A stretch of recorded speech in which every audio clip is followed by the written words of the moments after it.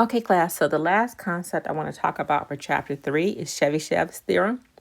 And this is very similar to the empirical rule, but one exception, it applies to any distribution. And so the premise of Chebychev's theorem is that the way we find out what falls within a standard deviation is instead of 68%, we calculate it by using well, let me take a step back. With empirical rule, we know that, we have our 68%, our 95%, and our 99.7% for normal distribution. But Chebychev says that, that with this, using this formula, and let me use a different color pencil again. Oh, not cooperating. So I'll just use my same color pencil.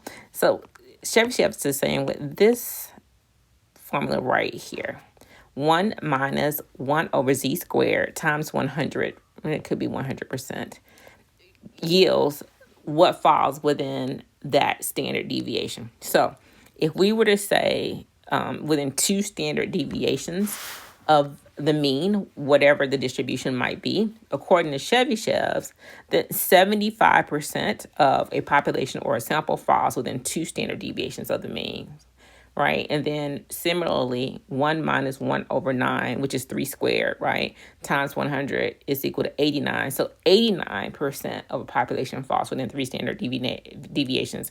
And then finally, within 4 standard deviation, which we know for normal distribution, over 3 is an outlier. But according to Chebychev's, 94% of a population or sample falls within 4 standard deviations of the mean, and that is the 1 minus 1 over 16 times 100. So you use this formula, right, for Chebychev's versus the standard 68, 95, and 99.7% that you would use for empirical rule.